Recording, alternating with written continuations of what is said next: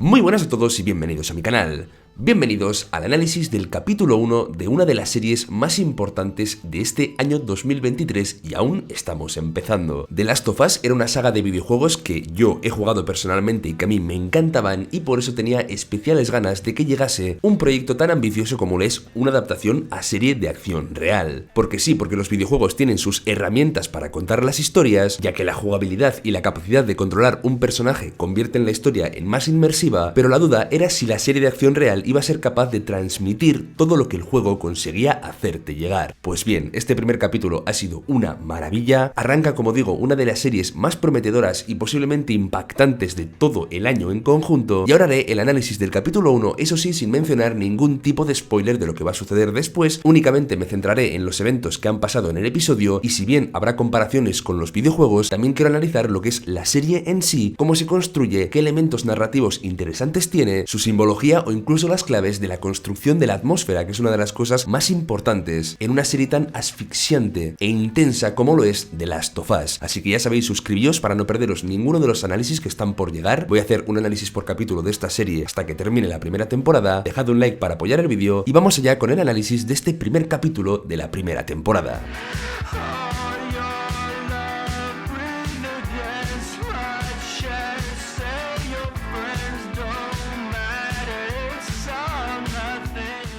Una de las cosas que agradeces como jugador de The Last of Us, al menos en España, es que hayan respetado el doblaje original que tenía el juego, cosa que permite que al escuchar las voces que ya conocías, la historia sea aún más reconocible y te metas un poquito más en ella. Que es una tontería, sí, pero que yo creo que es algo que es de valorar, porque sientes como que están respetando aún más el material original y que conectas un poquito más con cuando estuviste jugando a The Last of Us. Y la serie comienza con un momento inédito que no hemos visto en los videojuegos, que es esta conversación en este plató de televisión en el cual un experto epidemiólogo ya nos avisa de la posibilidad de que los hongos sean un problema en el futuro, de que estos pueden mutar debido a las altas temperaturas y que esto puede hacer que empiece a afectar a las personas, a controlarlas y que esto se desmadre. Esta escena sirve un poco para poner en contexto a la gente con lo que va a pasar más adelante, y si bien las personas que hemos jugado al videojuego hemos tenido explicaciones de todo esto a lo largo de toda la historia, está bien que te den este contexto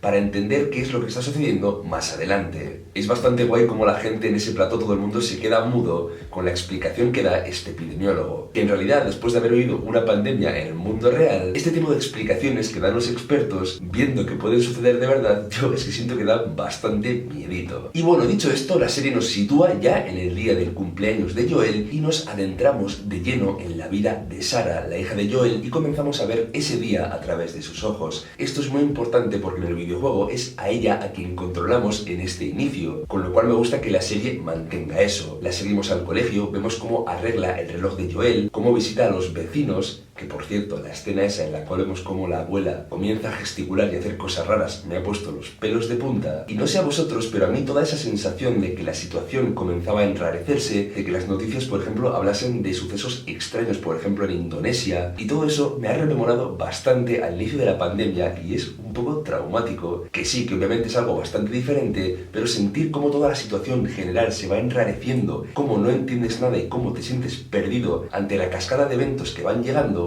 me recordó bastante al inicio de la pandemia que vivimos, con lo cual, bueno, eso al menos un poquito a mí sí que me ha removido. Un momento importante también es el instante en el cual Sarah le da el reloj a su padre, porque ese objeto es muy simbólico de qué es lo que le pasa al personaje de Joel después de los traumáticos eventos que va a vivir. Este es el último regalo que su hija le hace, el hecho de haber arreglado este reloj y que se rompa justo en el momento en el que ella va a morir va a tener mucha importancia, pero bueno, aún no hemos llegado hasta ese punto. Toda la secuencia desde que Sarah se despierta hasta que termina entrando en la camioneta con Tommy y con Joel está muy bien llevada. No es exactamente igual que en los videojuegos, porque aquí Sarah entra en la casa de los vecinos. En el videojuego no sucedía así, simplemente uno de los vecinos terminaba entrando en casa de Joel, pero el hecho de haber seguido a Sarah hasta la casa de los vecinos y ver cómo la abuela se está comiendo a los otros dos miembros de la familia ha sido muy muy impactante. Ver cómo le salían incluso los hongos de la boca, o sea, ha sido una sensación muy pero que muy desagradable. Y también tenemos un instante clave, que es el primer momento en el que Joel contacta con la violencia, que es el momento en el que golpea a esta anciana, que bueno, que ya está en su versión zombificada, o a estos infectados, ¿no?, que es como se les llama. Pero ¿por qué recalco este momento? Porque Joel, ya veréis más adelante, que tiene una relación bastante particular con la violencia, que nos habla mucho de la situación de cómo está el personaje, y en este momento, en el momento en el que le pega a esta mujer con esa herramienta, digamos que es el primer instante en el cual él se acerca a la violencia, y es importante. Sarah alucina con esto, e incluso él también alucina al ver después el arma ensangrentada. Toda la secuencia desde dentro de la camioneta, muchas veces otra vez desde los ojos del personaje de Sarah, está literalmente calcado al videojuego y me ha parecido una absoluta maravilla. A través de sus ojos vemos cómo el mundo poco a poco se va desmoronando,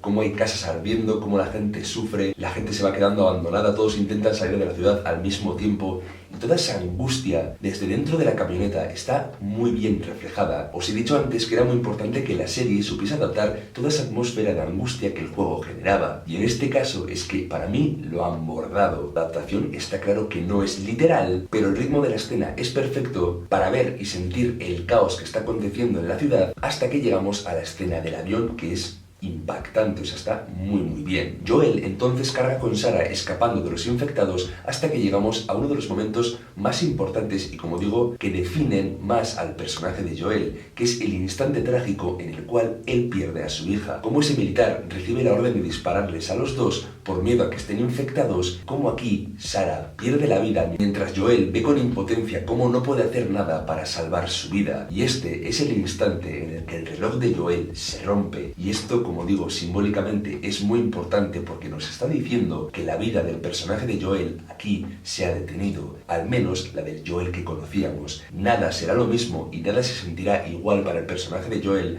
a partir del momento en el que su hija muere en sus brazos. Aquí algo se rompe para él y su personaje cambia mucho, porque después la serie nos avanza 20 años para describirnos un Boston muy diferente, un Boston totalmente militarizado, estricto, con ejecuciones, en el que se termina con los infectados y en el que la gente vive con cartillas de racionamiento.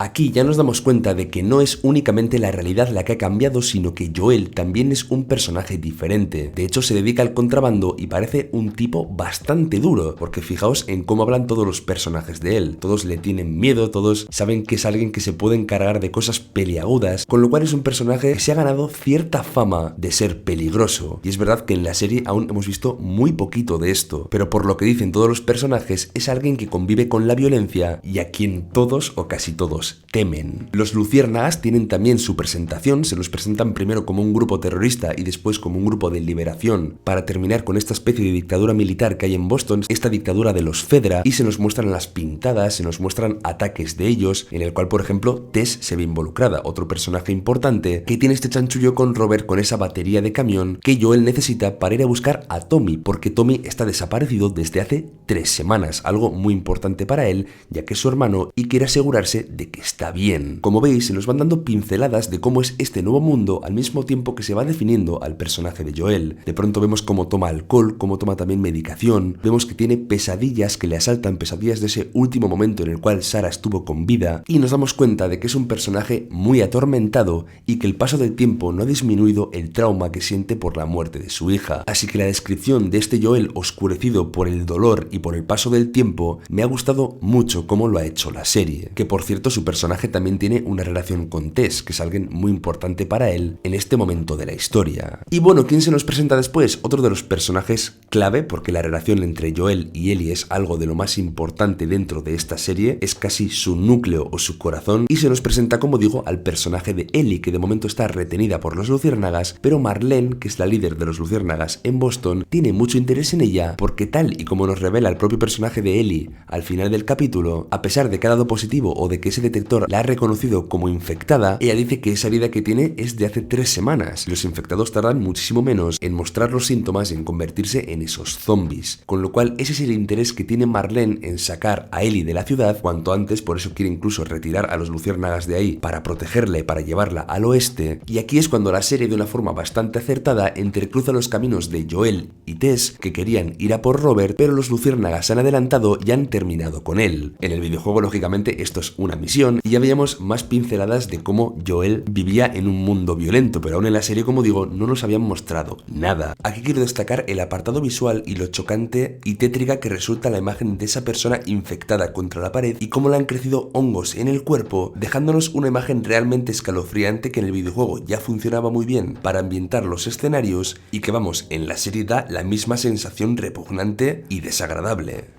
De hecho, la serie cuida muchísimos elementos que aparecían en el videojuego y que dan un poco de background más a los personajes, como por ejemplo que a Sarah le gustase el fútbol, la presencia de las guitarras y la música para Joel, aunque aún no ha sido importante ni siquiera a nivel simbólico, o incluso la propia camiseta que lleva el personaje de Sarah, que es idéntica a la que llevaba la protagonista en el juego. De detalles como estos está plagadísima la serie y me parecen importantes, porque nos hablan de una u otra forma de los propios personajes. El primer encuentro, obviamente, entre Ellie y Joel es bastante hostil. De hecho, la relación que se tiene que desarrollar a partir de aquí comienza desde un punto bastante negativo o distanciado de los personajes, porque ninguno quiere estar con el personaje contrario, y desde esa lejanía, desde la que comienzan los personajes, es cuando tienen que ir poco a poco acercándose y conociéndose. Entonces Marlene hace un trato con ellos y les dice que si llevan la mercancía, porque tened en cuenta que son contrabandistas, hasta otros luciérnagas en el ayuntamiento, les va a dar a cambio el camión que Joel necesita para ir a buscar a Tommy. En el videojuego eran armas, pero no hay diferencia, con lo cual Joel termina encargado de sacar a Ellie y llevarla hasta los luciérnagas que la van a poner a salvo. Y entonces aquí tenemos el momento clave del final del episodio 1, que es este instante en el cual el guardia con el que Joel hacía sus contrabandos les encuentra y Ellie, como os he dicho, da positivo y vemos que está infectada. ¿Qué es lo que sucede? Que el guardia quiere matarla y aquí Joel revive esa experiencia que tuvo en el pasado y vemos cómo su reacción es terriblemente violenta y cómo con sus propias manos, acompañado de una lluvia realmente dramática y con esos flashes de los relámpagos, conocemos la cara de Joel que se nos había mantenido oculta en la serie hasta ahora, que es esa cara violenta